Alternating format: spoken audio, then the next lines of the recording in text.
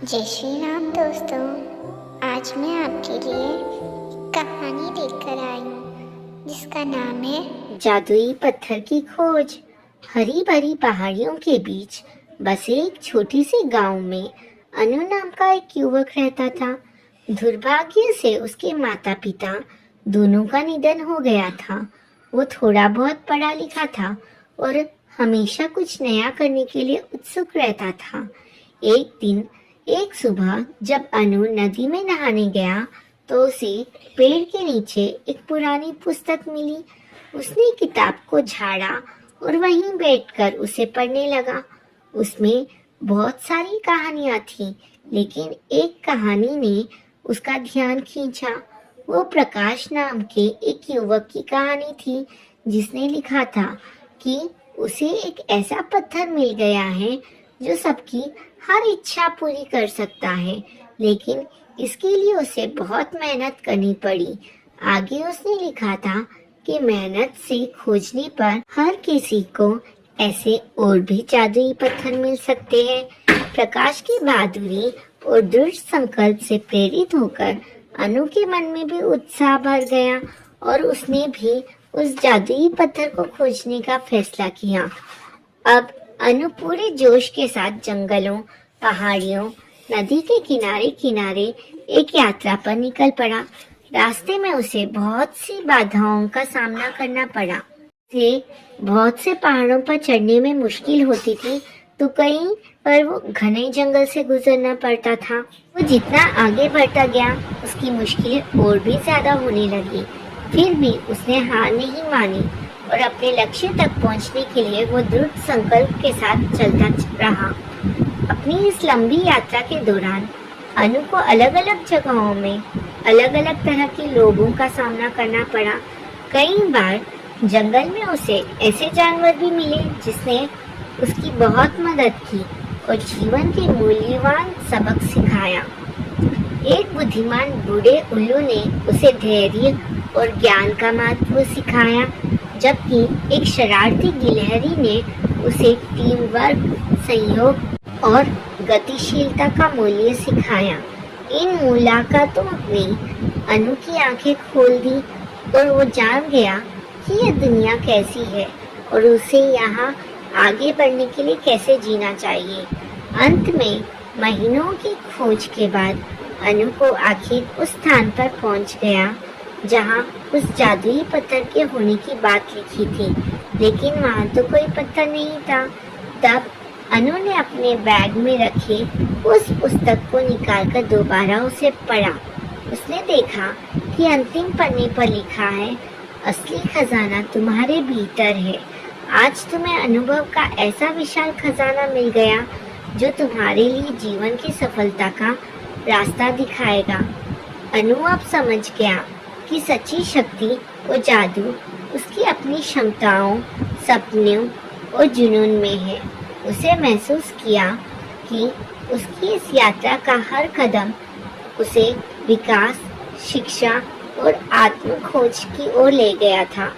दोस्तों, इस कहानी से हमें यह सीख मिलती है कि हमारे जीवन की यात्रा स्वयं अक्सर गंतव्य के से अधिक मूल्यवान होती है। हम अपनी इच्छा शक्ति, दृढ़ता, मेहनत, ताकत से अपनी वास्तविक क्षमता को उजागर कर सकते हैं। जय श्री कृष्णा, राधे राधे। जय श्री कृष्णा, राधे राधे। कौवा पहुंचा नर्सरी स्कूल। यह कहानी उस कौवे के बारे में है जब हम रोज नर्सरी स्कूल जाया करते थे। रोज इंटरवल के वक्त बच्चे मैदान में कुछ भोजन के टुकड़े गिरा देते थे और कौवाओं को खाने के लिए मैदान में आता था। उस समय मैडम द्वारा सुनाई गई कहानियां सुनने का मौका भी मिल जाता था। एक दिन कौवे को रोटी का एक टुकड़ा मिला जिसे उठाकर वो पेड़ पर जा बैठा। तभी वहां एक बिल्ली आई। उसने कौवे की चोंच में रोटी का टुकड़ा देखा तो उसे वो रोटी का टुकड़ा छीनने का प्लान बनाया। वो कौवे से बोली, अरे वाह, तुम तो बड़े सुंदर कौवे हो।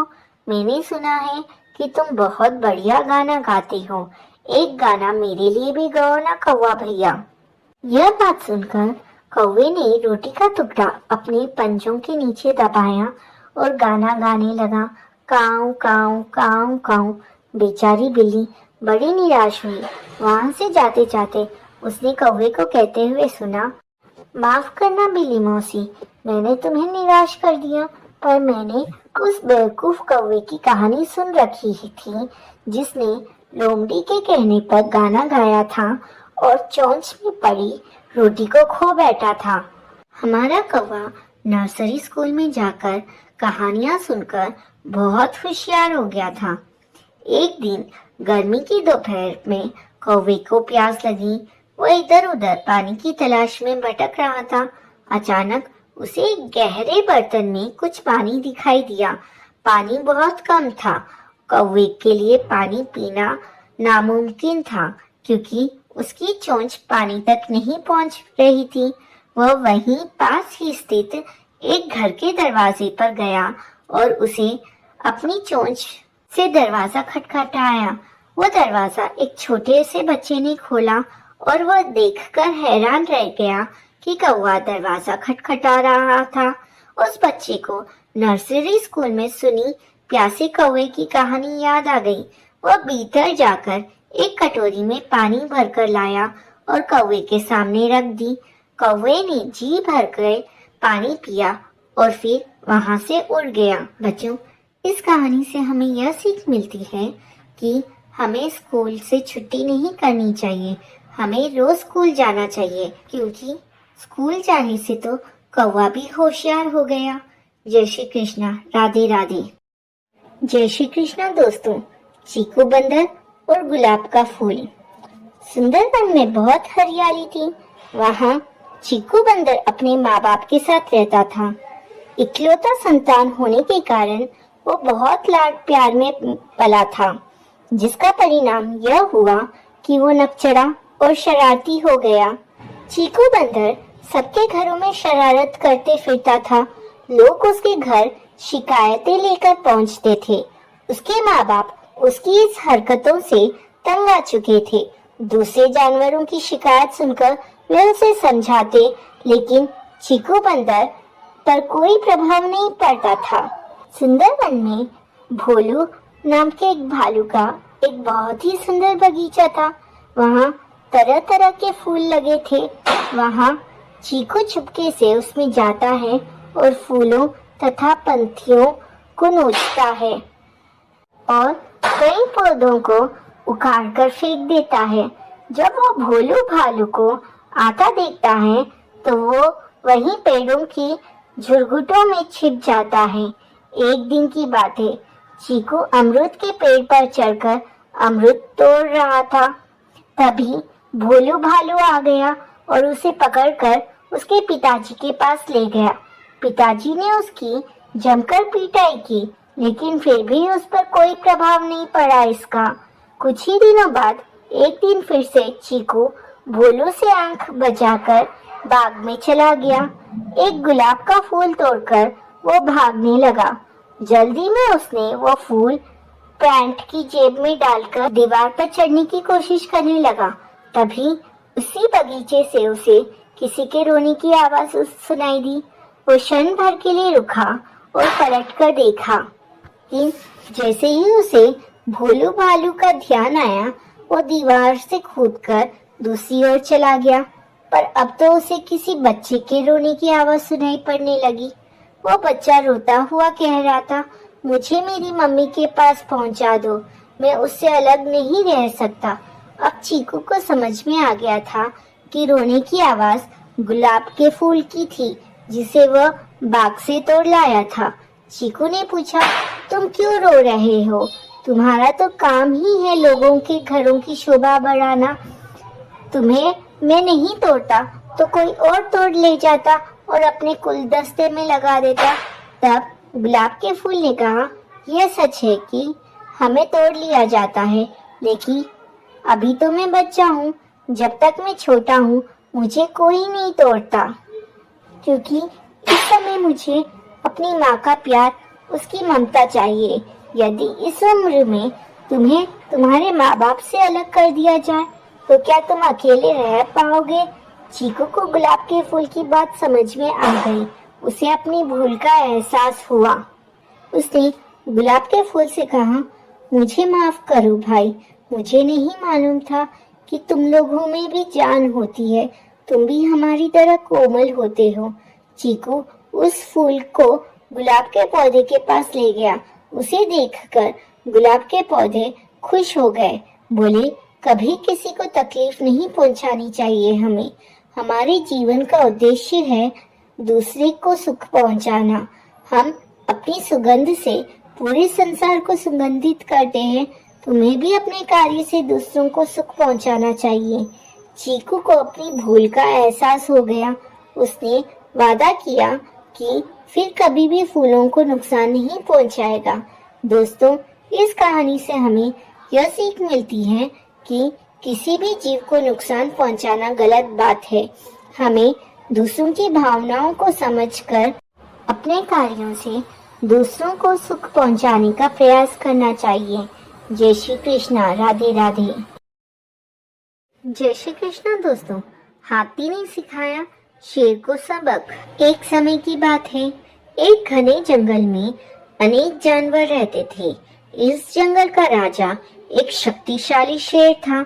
सभी जानवर उस शेर से डरते थे क्योंकि शेर बहुत ताकतवर और अहंकारी था। शेर को अपनी ताकत पर बहुत अहंकार था। वो हमेशा जंगल के बाकी जानवरों को छोटा समझता था और उन्हें डराता रहता था। कई जानवर शेर के सामने नहीं बोल पाते थे। एक दिन शेर ने ऐलान किया, मैं जंगल का सबसे ताकतवर जानवर हूँ और कोई भी मुझसे मुकाबला नहीं कर सकता। जंगल में एक बड़ा और एक बुद्धिमान हाथी भी रहता था। हाथी शांति से रहता था और सभी जानवरों के साथ मित्रता से पेश आता था। लेकिन जब उसने शेर की दादागिरी देखी तो उसे बहुत बुरा लगा। हाथी ने सोचा कि उसे शेर को उसकी गलती का एहसास कराना चाहिए। हाथी ने शेर के पास जाकर कहा, शेर राजा, क्या तुम सच में सबसे ताकतवर हो? शेर ने गर्व से कहा, हाँ, मैं सबसे ज्यादा ताकतवर हूँ। हाथी ने शेर को चुनौती दी, अगर तुम सबसे ज्यादा ताकतवर हो तो आओ मुझसे मुकाबला करो। शेर ने हाथी की चुनौती स्वीकार कर ली और दोनों ने मुकाबला शुरू कर दिया। शेर ने अपनी पूरी ताकत लगाई, लेकिन हाथी की ताकत के सामने वो टिक नहीं पाया और हाथी ने उस शेर को हरा दिया। अब शेर को अपनी गलती का एहसास हुआ और उसने हाथी से माफी मांगी। हाथी ने शेर को समझाया, ताकतवर होने का मतलब यह नहीं है कि हम दूसरों को छोटा समझे और उन्हें डराए। सच्ची ताकत वही है जो सभी के साथ मिलकर चलती है और सबकी मदद करती है। उस दिन से शेर ने अपने अहंकार को छोड़ दिया और सभी जानवरों के साथ मिलकर रहना शुरू कर दिया। जंगल में शांति और प्यार का माहौल बन गया। इस घटना ने जंगल के जानवरों को एक महत्वपूर्ण सबक सिखाया कि सच्ची ताकत वह है जो दूसरों की मदद और साथ में चलने में होती है। दोस्तों, इस कहानी से हमें यह सीख मिलती है कि अहंकार हमेशा विनाश की ओर ले जाता है, जबकि मित्रता और सहयोग से हम सब मिलकर सुखी रह सकते हैं। जय श्री कृष्णा। राधे राधे। जय श्री कृष्णा। दोस्तों, गडरिये की समझदारी। आबा नगरी इलाके में दूर दूर तक फैला एक विशाल जंगल था। अरावली की सुरमय पहाड़ियों से घिरा यह स्थल नाना प्रकार के पशु पक्षियों की किलकारियों से दिन भर गूंजता रहता था।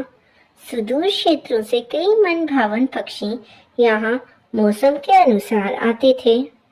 जंगल के स्वच्छंद वातावरण में विचरण करते और लौट जाते थे। जंगल के मध्य में स्थित विशाल सरोवर में जल क्रीड़ा करते पक्षियों को देखकर प्रकृति स्वयं आनंदित हो उठती थी। स्वतंत्रता के शंखनाद से वातावरण गूंज उठता था। लेकिन कुछ समय बाद शिकारियों की नजर इस जंगल पर पड़ी। वो शिकारियों ने जंगल के आसपास अपना डेरा बना लिया।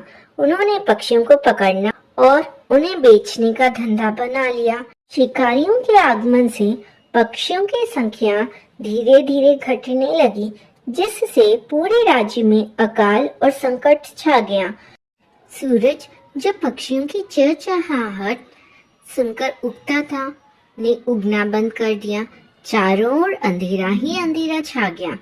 पेड़ पौधे मुरझा गए और सारी हरियाली नष्ट हो गई। सरोवर सूख गया। हरियाली के बिना वर्षा ने भी अपना मार्ग बदल दिया। जंगल के आसपास के संपूर्ण क्षेत्र में काल की स्थिति छा गई। खेती और काम धंधे सभी चौपट हो गए।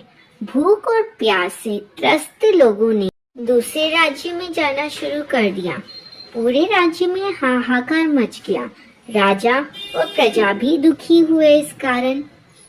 राजा ने घर घर जाकर जनता से प्रार्थना की कि इस संकट की घड़ी में वे लोग अपने विवेक से काम ले और प्रकृति के इस कोप का हल ढूंढने में मदद करें। राजा ने भी संपूर्ण राज्य एवं आसपास के इलाके में यह घोषणा करवा दी कि जो भी इस संकट से राज्य को मुक्त करवाएगा उसे महामंत्री बनाया जाएगा। उसी गांव में एक गडरिया जिसका नाम भीमसेन था, वो भी रहता था।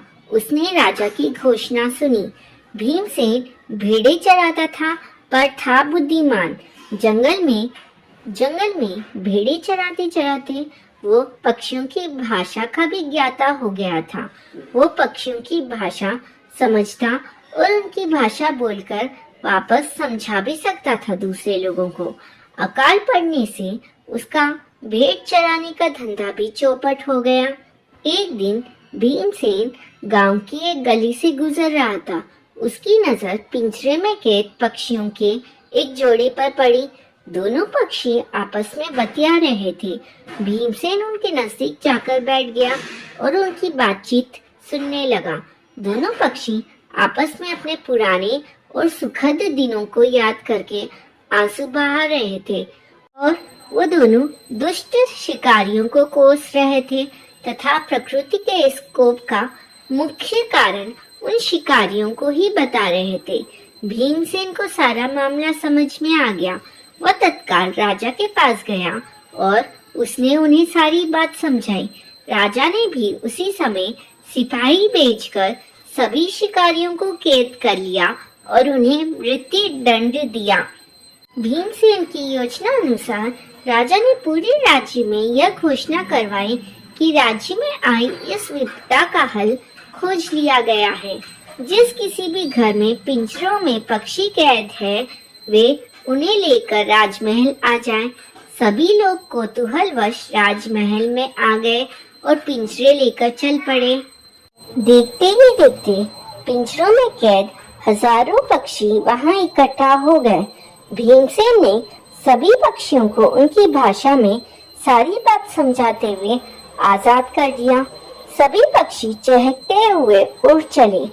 पक्षियों की चहचहाहट सुनकर सूरज वापस उग गया। आकाश में बादल उमड़ पड़े और बरसात भी होने लगी। कुम्हलाए हुए पेड़ पौधे फिर से जी उठे। पूरे राज्य में हर्ष की लहर दौड़ पड़ी। राजा ने भीमसेन को महामंत्री बनाने की घोषणा की। सारी प्रजा महामंत्री भीमसेन की जय जयकार कर उठी। दोस्तों, इस कहानी से हमें यह सीख मिलती है कि सच्ची समझदारी और साहस से कठिन समस्याओं का भी समाधान संभव है। भीमसेन ने अपनी विशेषता और बुद्धिमत्ता से राज्य को संकट से उबार लिया, जिससे यह साबित हुआ कि छोटे लोग भी बड़े बदलाव ला सकते हैं। जय श्री कृष्णा। राधे राधे। जय श्री कृष्णा। दोस्तों, मोनू बंदर और चमकता पत्थर। मोनू जंगल का सबसे चंचल और शरारती बंदर था। एक दिन जंगल में खेलते समय मोनू को एक चमकता हुआ इंद्रधनुषी पत्थर मिला और उसे देखकर वह बहुत खुश हुआ। पत्थर के इंद्रधनुषी रंग इतने सुंदर लग रहे थे कि मोनू ने सोचा, वाह, अब मैं जंगल का सबसे अनोखा बंदर हूँ। हर कोई मुझसे ईर्ष्या करेगा। मोनू को एक चमकदार पत्थर मिला और वह उसे अपने दोस्तों को दिखाने के लिए दौड़ा। उसने कहा, मेरे पास ये सुंदर पत्थर है। उसके दोस्त वास्तव में प्रभावित हुए उससे और उन्होंने बताया कि वो कितना बढ़िया है। धीरे धीरे यह बात सभी जंगल में फैल गई कि मोनू बंदर को एक चमकदार और बहुत ही सुंदर पत्थर मिला है। जब सभी जानवर एक एक करके उसके पास उसका पत्थर देखने आने लगे तो मोनू को घमंड होने लगा। जब भी मोनू बंदर के दोस्त उससे उसका पत्थर मांगते तो वो घमंड से उन्हें झिड़क देता था, उनसे उनके ऊपर चिल्लाकर कहता था कि मैं अपना पत्थर किसी के साथ नहीं बांटूंगा, मैं तुम्हारे साथ नहीं खेलूंगा। अब उसके दोस्त उससे दूर होने लगे। एक समय ऐसा आया जब मोनू बंदर के पास सिर्फ उसका चमकीला पत्थर रह गया। उसके पास ना कोई दोस्त था ना कोई साथी। अब उसे थोड़े दिनों बाद पछतावा होने लगा कि मैंने ये क्या किया। मैंने इस पत्थर के चक्कर में अपने सबसे अच्छे मित्रों को खो दिया है। उसे जब इस बात का एहसास हुआ तो वो झप्पू खरगोश के पास गया और उससे अपने सारे दिल की बात बताई। तब झप्पू खरगोश ने कहा, कोई बात नहीं मोनू, दोस्ती में तो ऐसा होता ही रहता है। अगर हम किसी से रूस जाते हैं तो थोड़े समय बाद वापस मान भी जाते हैं, यही सच्ची दोस्ती है। फिर मोनू बंदर ने अपने सभी दोस्तों से माफी मांगी और उस चमकदार पत्थर को सभी के बीच में बांटना शुरू कर दिया और इस तरह मोनू बंदर हंसी खुशी अपना जीवन अपने दोस्तों के साथ बिताने लगा। दोस्तों, इस कहानी से हमें यह सीख मिलती है कि हमें कभी कोई चीज़ का घमंड नहीं करना चाहिए और उस घमंड में आकर हमें अपना रिश्ता अपने दोस्तों और रिश्तेदारों से नहीं तोड़ना चाहिए, क्योंकि बाद में हम सिर्फ अकेले ही रह जाते हैं। जय श्री कृष्णा, राधे राधे। नंदनवन में कालू नाम का एक भालू रहता था। कालू अपने शरीर से जितना काला था उससे कहीं ज्यादा वो अपने मन से भी काला था। वो लोगों को अपनी चिकनी चुपड़ी बातों में फंसाकर उन्हें चट कर जाता था, खास करके छोटे जानवरों को। उसी जंगल में मोटू और छोटू नाम के दो खरगोश भी रहते थे। देखने में वे जितने छोटे थे, अकल में उतने ही अधिक बुद्धिमान थे। उन दोनों में दोस्ती भी खूब थी। दिन भर दोनों मिलकर उछल कूद मचाते और खेलते रहते थे। वो दोनों एक दिन बात कर रहे थे। बातों ही बातों में कालू भालू का जिक्र आया। तब छोटू खरगोश ने कहा, सच में कालू भालू कितना बदमाश है। वो कितना मासूम लोगों का फायदा उठाकर उन्हें चट कर जाता है, खास करके छोटे जानवरों को। और जब हमें पता है कि वो ऐसा है तो फिर भी हम क्यों उसकी चिकनी चुपड़ी बातों में आ जाते हैं। हमें उस कालू भालू को सबक सिखाना चाहिए। यह सुनकर मोटू खरगोश ने कहा, सच कहा तुमने, हम उसे सबक सिखाएंगे। और उन दोनों ने एक योजना बनाई। कुछ दिनों बाद जब वो एक पेड़ के नीचे विश्राम कर रहे थे, उन्होंने कालू भालू को आते हुए देखा। उन्होंने सोचा कि अगर हम भागने की कोशिश करेंगे तो कालू भालू उन्हें अपने पंजों में दबोचकर खा जाएगा। इससे अच्छा है वो उन्हें अपनी योजना अनुसार बात करके उसके जाल में फंसा ले। तभी छोटू खरगोश ने कहा, अरे कालू भैया, कैसे हो? तुम यहाँ क्या कर रहे हो? विचित्र जीव देखने नहीं गए? विचित्र जीव? कालू ने आश्चर्य से पूछा। हाँ कालू भैया, विचित्र जीव, आपने उस बारे में नहीं सुना? तो ठीक है, हम बताते हैं।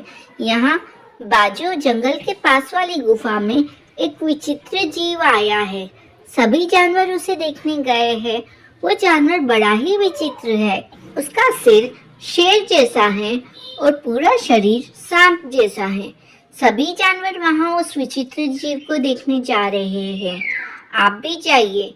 लेकिन हाँ कालू भैया, उसका सिर शेर जैसा है, उसे देखकर डर मत जाना। यह सुनकर कालू भालू अकड़ते हुए बोला, उसका सिर ही शेर जैसा है, अगर असली शेर भी आ गया तो मैं उससे नहीं डरता, कहकर वो वहां से चल दिया। कालू भालू सारे रास्ते उस विचित्र जीव के बारे में ही सोचता रहा। वो छोटू और मोटू खरगोश की बातों में आ गया। उसे जरा सी भी भनक नहीं हुई कि छोटू और मोटू खरगोश उसे अपने जाल में फांस रहे हैं। वो उस विचित्र जीव को देखने के लिए जंगल के पास वाली गुफा की तरफ तेजी से दौड़ रहा था। छोटू और मोटू खरगोश भी कालू भालू का छुपकर से पीछा कर रहे थे। उन्होंने कालू भालू से झूठ कहा। दरअसल कुछ दिन पहले ही उस जंगल के पास वाली गुफा में एक शेर रहने आया था, जिस बात का पता कालू भालू को नहीं था। कालू भालू उस जंगल के पास वाली गुफा के पास पहुंचा और जैसे ही उसने अपना सिर डालकर देखा तो उसे शेर नजर आया। वो सोचने लगा कि वाकई इसका सिर तो शेर जैसा है, आगे चलकर देखूंगा तो उसका शरीर भी है ना सांप जैसा दिखेगा मुझे। ये सोचकर वो गुफा के अंदर चला गया। लेकिन कुछ देर बाद कालू भालू की बाहर निकलते हुए आवाज आने लगी। कालू भालू उस गुफा से किसी तरह अपनी जान बचाकर बाहर निकला और वो दौड़ते हुए जा रहा था। यह देखकर छोटू और मोटू खरगोश उस पर हंसे और कहने लगे, क्यों कालू भैया, अब आया ना मजा? आप कैसे हमेशा अपने स्वार्थ के लिए हम जैसे छोटे जानवरों को अपनी प्यारी प्यारी बातों में फंसाकर चट कर जाते थे, इसलिए हमने आपको सबक सिखाने के लिए ये सब किया है। कालू भालू के शरीर पर कई जगह चोट लगी थी। उसने छोटू और मोटू खरगोश से अपने किए के लिए माफी मांगी और कहा कि अगली बार से वो ऐसा नहीं करेगा, और वो धीरे धीरे लंगड़ता हुआ अपने घर की ओर चल दिया। इस तरह छोटू और मोटू खरगोश ने मिलकर कालू भालू को सबक सिखाया।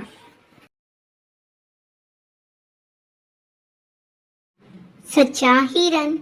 एक जंगल में एक हिरन बचपन में ही अपने माँ बाप से बिछड़ जाता है। वह एक पेड़ के पास हरी घास खा रहा था। तभी उसे एक शेर दिखाई देता है। वो डर जाता है। शेर उससे कहता है, तेरे बाकी साथी कहाँ हैं? और तू तो बहुत बहादुर लगता है, तो मुझे देखकर भी नहीं भागा तू? इस पर हिरन उससे कहता है, मैं अपने झुंड से बिछड़ गया हूँ। आप मुझे खा लोगे तो आपका पेट कहाँ भर पाएगा। आप मुझे अपने बुढ़ापे के लिए अपने साथ रख लो। जब आप बूढ़े हो जाओगे, आप शिकार न कर सकोगे, तब आप मुझे खा लेना। मैं जब तक इतना बड़ा हो जाऊंगा कि आपकी काफी दिन की भूख मिटा पाऊंगा। तब शेर कहता है, लेकिन तब तो तू आसानी से भाग जाएगा। हिरन कहता है, नहीं महाराज, आप मुझ पर विश्वास करें, मैं कभी झूठ नहीं बोलता। शेर को उसकी बात समझ आ जाती है। वो उसे अपने घर ले आता है, उसके लिए हरी घास का इंतजाम करता है। वहाँ रहते रहते वो शेर की सेवा करने लगता है। शेर की गुफा को भी साफ रखता है। धीरे धीरे शेर बूढ़ा हो जाता है और हिरन खा पीकर दुगना हो जाता है। एक दिन जब शेर शिकार पर नहीं जा पाता, तब हिरन उससे कहता है, अब आप मुझे खा लो। यह सुनकर शेर रोने लगता है और कहता है, तुझे मेरी गुफा में कई वर्ष हो गए, इतना तो कोई अपना बेटा भी साथ नहीं देता है जितना तूने दिया है। अब मैं तुझे नहीं खा सकता, क्योंकि मैंने तुझे अपना बेटा मान लिया है। वो हिरन शेर को दूसरे जानवरों को बचा हुआ मांस लाकर देता, जिससे उसका गुजारा हो जाता था और दोनों मजे से रहने लगते हैं। बच्चों, इस कहानी से हमें यह शिक्षा मिलती है, सच्चाई और ईमानदारी का फल अवश्य मिलता है। राजा की जादुई चिड़िया। एक समय की बात है, राजा कुमेर सिंह के राज्य में अकाल पड़ गया। राज्य में किसी को परेशानी ना हो, इसलिए राजा ने अपने खजाने खाली कर दिए और अन्य राज्यों से अनाज, सब्जियां मंगवाकर जनता को दिया। लेकिन इसके कारण राजकोष खाली हो गया। राजा कुमेर सिंह और उनकी रानी भानुमती बहुत चिंतित थे। ये दोनों अपने कुलगुरु के पास गए, जो पास ही के जंगल में कुटिया बनाकर रहते थे। राजा ने अपनी सारी परेशानी उनके सामने रखी। तब कुलगुरु जी ने कहा, मैं तुम्हें एक चिड़िया देता हूँ। जब तक ये तुम्हारे पास रहेगी, तुम्हारे राज्य में खुशहाली रहेगी। जो भी निर्णय लो, इसे पूछ कर लेना, लेकिन यह तुम्हारे अलावा किसी और के सामने कुछ नहीं बोलेगी। राजा और रानी दोनों चिड़िया को लेकर चल देते हैं। तभी गुरुजी ने कहा, राजन, इस चिड़िया को हमेशा खुश रखना, नहीं तो तुम भी खुश नहीं रह पाओगे। राजा रानी चिड़िया को राजमहल में ले आते हैं। इसके बाद राज्य से संबंधित जो भी निर्णय लेने होते, राजा अकेले में चिड़िया से पूछता। वो चिड़िया जो बताती उसके अनुसार ही निर्णय लेता था। देखते ही देखते राज्य बहुत खुशहाल हो गया। यह देखकर राजा रानी बहुत खुश हुए, लेकिन राजा को एक डर सताने लगा कि कल इस चिड़िया को कोई ले गया तो क्या होगा। यह सोचकर राजा चिड़िया को कहीं बार नहीं जाने देता था, उसे पिंजरे में कैद करके रखता था। एक दिन रानी ने राजा को बताया, महाराज, चिड़िया बहुत उदास है, कल से उसने दाना भी नहीं चुगा है। राजा ने उससे जाकर कारण पूछा, लेकिन चिड़िया कुछ नहीं बोली। अब राजा उससे राज्य के संबंधित कोई भी प्रश्न करता, चिड़िया चुप रहती। राजा चिड़िया को लेकर अपने कुलगुरु के आश्रम पहुंच गया। कुलगुरु ने कहा, राजन, इस नन्ही सी जान ने तुम्हारे राज्य को समृद्ध बना दिया और तुमने इसे कैदियों की तरह पिंजरे में कैद कर दिया और इसकी आजादी भी छीन ली। तब राजा ने कहा, लेकिन महाराज, मैं इसे शत्रुओं से बचाना चाह रहा था। तब कुलगुरु ने कहा, नहीं राजन, तुम इसे खोने से डर रहे थे, क्योंकि तुम अब इसे खोना नहीं चाहते थे। कुलगुरु ने कहा, क्योंकि तुम अब सही निर्णय लेने के काबिल नहीं रहे। तब राजा को बात समझ में आ जाती है। वह कहता है, गुरुजी, मुझे अपनी भूल का एहसास है। मैं अब किसी चिड़िया की मदद से राजपाट नहीं चलाऊंगा। अब मैं खुद निर्णय लूंगा। यह कहकर वो वापस आकर अपने राज्य की देखभाल करने लगा। दोस्तों, इस कहानी से हमें यह शिक्षा मिलती है, किसी भी जीव की आजादी छीन लेने से उसकी प्रतिभा नष्ट हो जाती है। जीवन में हमेशा आजाद पंछी की तरह उड़ान भरो। ज्यादा चिंता भी एक प्रकार की कैद है। इसे बाहर निकल कर देखो, रास्ते स्वयं नजर आने लगेंगे।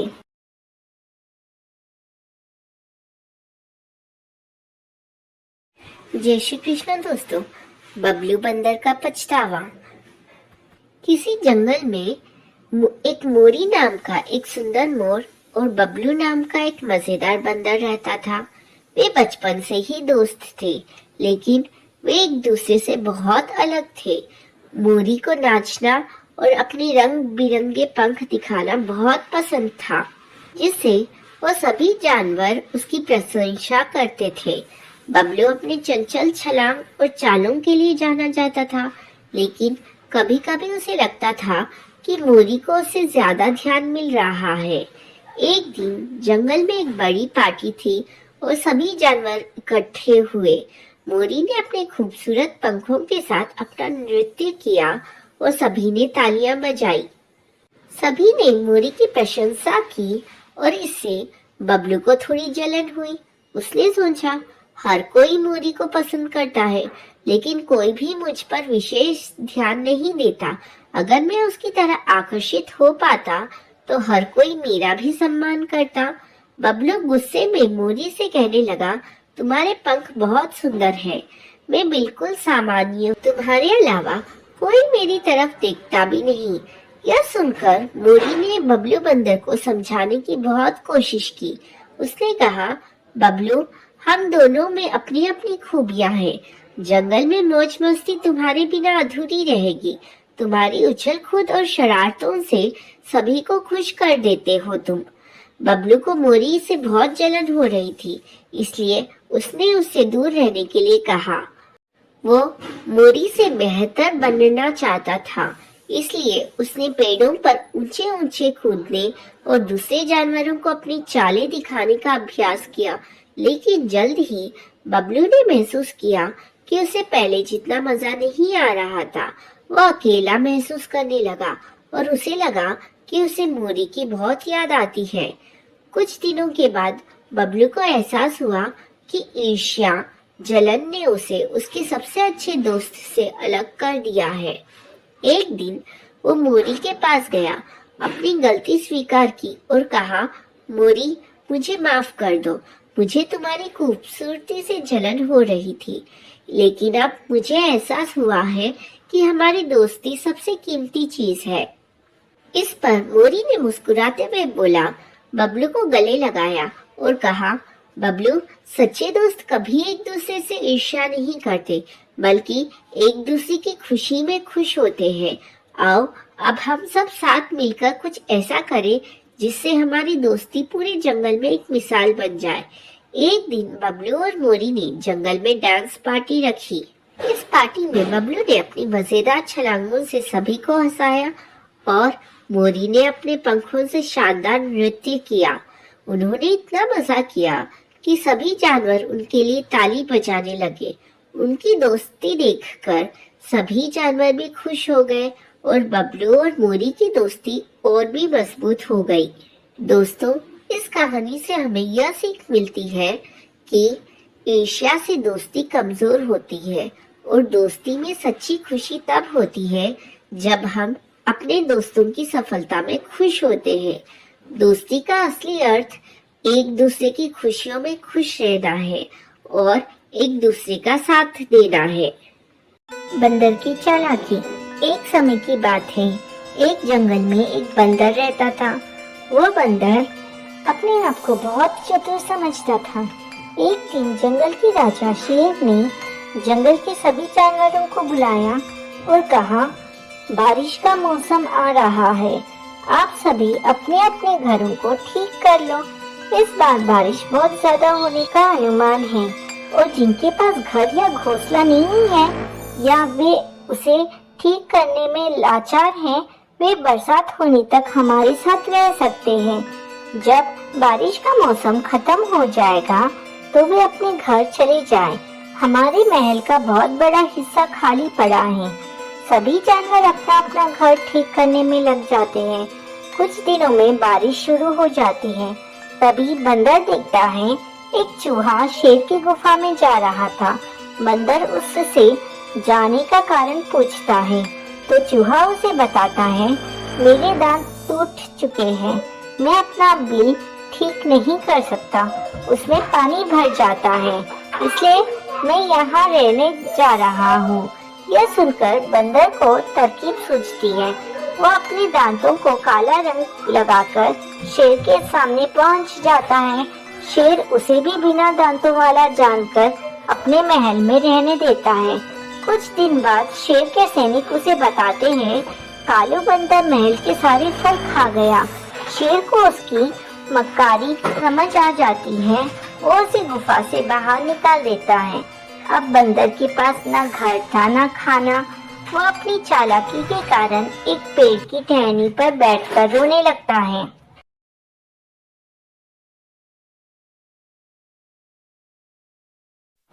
चतुर खरगोश। एक बार की बात है, एक जंगल में एक खरगोश रहता था। सर्दियों के दिन थे। खरगोश का गाजर खाने का बहुत मन था। वो गांव की ओर चल देता था। गांव में जाने से पहले खेतों में उसे गाजर की खुशबू आने लगती है। वो एक गाजर के खेत में छिपकर बैठ जाता है।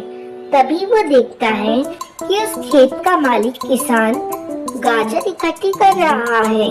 किसान सारी गाजर इकट्ठी करके घर की ओर चल देता है। खरगोश भी उसके पीछे पीछे चल देता है। घर पहुंचकर किसान अपने छोटे से बेटे से कहता है, बेटे, ये गाजर रखी है, मैं खेत में काम निपटा कर आता हूँ, तो इनका ध्यान रखना। कल हम इन्हें शहर में बेचने जाएंगे। खरगोश की बातें सुनकर सोचता है कि मुझे आज ही यह गाजर चुरानी पड़ेगी, कल तो ये इसे शहर में बेच देंगे। किसान के जाने के बाद वो धीरे धीरे गाजर के ढेर के पास पहुंच जाता है, लेकिन वो लड़का उसे देख लेता है। लड़का एक डंडा लेकर उसे भगाने लगता है। तभी खरगोश लड़के से कहता है, भाई, मैं तो तुम्हारी मदद करने आया था। मुझे गाजर का जरा भी लालच नहीं है, मेरे पास तो बहुत गाजर है। तब लड़का उससे पूछता है, तू कैसे मेरी मदद करने आया है? तब खरगोश कहता है, शहर में मैंने देखा है लोग गाजर कम खाते हैं, इसलिए तुम्हारी गाजर कम दाम में बिकती है। अगर तुम गाजर का हलवा बनाकर बेचो तो बहुत अच्छे दाम में बिक जाएगा, 4 गुना दाम मिलेगा तुम्हें। यह सुनकर वो लड़का बहुत खुश होता है और कहता है, अच्छा, लेकिन मुझे तो हलवा बनाना नहीं आता है। इस पर खरगोश कहता है, तुम क्यों चिंता करते हो? इसमें से आधी गाजर मुझे दे दो, मैं शाम तक हलवा बनाकर दे जाऊंगा। लड़का कहता है, नहीं, अगर पिताजी को पता लग गया तो मुझे बहुत डांटेंगे और मेरी पिटाई भी कर देंगे। खरगोश कहता है, लेकिन अगर तुमने अपने पिताजी का फायदा करोगे तो वो बहुत खुश होंगे। जब तुम्हारे पिताजी गाजर बेच रहे हो तुम उनसे छिपकर हलवा बेचते रहना। बाद में जब तुम उन्हें ज्यादा पैसे दोगे तो वो बहुत खुश होंगे। यह सुनकर लड़का उसकी बातों में आ जाता है और उसे आधी गाजर दे देता है। खरगोश वो गाजर लेकर मजे से अपने घर आ जाता है। कुछ देर बाद किसान घर आता है तो उसका लड़का उसे कह देता है कि एक हलवाई गाजर ले गया है और पैसे कल दे देगा। अगले दिन किसान का बेटा खरगोश का इंतजार करता रहता है, लेकिन वो नहीं आता। उसे बहुत गुस्सा आता है। शाम को जब किसान उससे पूछता है तो वो उसे अपनी सारी बात बता देता है। किसान कहता है, मूर्ख, कभी खरगोश भी गाजर का हलवा बना सकता है क्या? वो तुझे मूर्ख बनाकर गाजर ले गया। और किसान अपने बेटे की पिटाई कर देता है। दोस्तों, इस कहानी से हमें यह शिक्षा मिलती है कि लालच बुरी बला है, हमें कभी भी लालच नहीं करना चाहिए। एक जंगल में एक शेर रहता था। उस शेर का एक दोस्त था चूहा। एक बार शेर जंगल में एक पेड़ के नीचे बैठकर आराम कर रहा था। तभी उसके पैर में उस चूहे ने काट दिया। शेर को बहुत गुस्सा आया। शेर ने कहा, तेरी मौत आई है क्या, जो आज जंगल के राजा के पैरों में काट रहा है? चूहा कहता है, दम है तो मुझे पकड़ के दिखा। शेर चूहे के पीछे दौड़ लेता है। दौड़ते दौड़ते बहुत दूर जाने पर चूहा कहता है, रुको शेर भाई। तब शेर कहता है, क्यों, क्या हुआ? निकल गई सब हेकड़ी? मरना ही था तो मुझे इतना क्यों दौड़ाया? अगर मैं तुम्हें नहीं काटता तो तुम मेरे पीछे नहीं आते, और अगर तुम मेरे पीछे नहीं आते तो तुम यहाँ नहीं सर्कस में करतब दिखा रहे होते। इस पर शेर कहता है, वो कैसे? चूहा कहता है, वो देखो, सर्कस वालों ने जाल बिछाया था। शेर ने कुछ दूर वापस आकर देखा तो सचमुच सर्कस वाले जाल बिछाकर बैठे थे। यह देखकर शेर कहता है, चूहे भाई, तुमने अपनी जान जोखिम में डालकर मेरी जान बचाई है। आज से तुम मेरे दोस्त हो। इस पर चूहा कहता है, ठीक है, लेकिन मेरी एक शर्त है। ये बात तुम किसी को नहीं बताओगे, नहीं तो जंगल के सारे जानवर तुम्हारी हंसी उड़ाएंगे। इस पर शेर कहता है, ठीक है, लेकिन तुम जब भी किसी मुसीबत में हो तो मुझे बुला देना। चूहा कहता है, ठीक है, अब मैं चलता हूँ। इधर शेर उन शिकारियों पर हमला कर देता है। पीछे से हुए हमले से डरकर वे भाग जाते हैं। शेर और चूहे की दोस्ती अब पक्की हो गई। ऐसे कई दिन बीत गए। एक दिन चूहा अपने बिल में आराम कर रहा था। तभी शेर ने उसे आवाज़ दी। शेर की आवाज़ सुनकर चूहा बाहर आया और शेर उससे कहता है, चलो भाई, आज जंगल में घूमने चलते हैं। चूहा कहता है, चलो। दोनों घूमने चल देते हैं। रास्ते में चूहे को एक बिल्ली नज़र आती है। चूहा डर के मारे शेर के पैरों के नीचे से चलने लगता है। बिल्ली भी शेर के पीछे चलने लगती है। ये देखकर बिल्ली सोचती है, कि शेर इसे देखेगा तो अपने पंजों से इसे दबाकर मार देगा, फिर मैं इसे खा लूँगी। बिल्ली को शेर के पीछे जाता देख एक कुत्ता पीछे पीछे चल देता है। बिल्ली चूहे को खाएगी, मैं बिल्ली को खा जाऊँगा। यह सोचकर कुत्ता भी उसके पीछे चल देता है। कुछ और आगे जाने पर एक सियार तीनों को देखता है तो वो भी यह सोचता है कि चलो शेर के जाने के बाद मैं इन तीनों को खा जाऊंगा। उनके कुछ दूर आगे जाने पर मगरमच्छ पीछे पीछे आने लगता है। ये सोचता है अगर सियार सबको खा जाएगा तो मैं इसकी टांग पकड़कर पानी में ले जाकर आराम से इसे खा जाऊंगा। इसी तरह इनको चलता देख हाथी सोचता है लगता है शेर के डर से सब उसके पीछे चल रहे हैं, मुझे भी चलना चाहिए, शायद कहीं सभा होने जा रही है। इस तरह हाथी भी पीछे चल देता है। उनके पीछे इसी तरह पूरे जंगल के जानवर चलने लगते हैं। आगे चलते चलते नदी आ जाती है। शेर और चूहा वहाँ बैठकर विश्राम करने की सोचते हैं नदी किनारे। जब शेर पलटकर देखता है तो पूरे जंगल के जानवर उनका पीछा कर रहे थे। यह देखकर वो कहता है, अरे तुम सब हमारे पीछे क्यों आ रहे हो? सभी जानवर अपना अपना कारण बता देते हैं। शेर और चूहा दोनों हंसने लगते हैं। शेर कहता है, एक चूहे को खाने के लिए इतने बड़े जानवर लाइन लगाकर बैठे हैं। ये चूहा तो मेरा दोस्त है, खबरदार किसी ने इसकी तरफ आंख उठाकर देखा तो। इस पर चूहा कहता है, शेर भाई रहने दीजिए, मैं तो अपने बिल में ही अच्छा था। तब शेर कहता है, नहीं, आज से तुम कहीं भी घूमो, अगर इस चूहे को कुछ भी हुआ तो मैं इस जंगल के सभी जानवरों को खा जाऊंगा। सभी जानवर उसकी बात सुनकर डर जाते हैं। हाथी कहता है, लेकिन महाराज, हम में से आधे जानवर तो शाकाहारी है।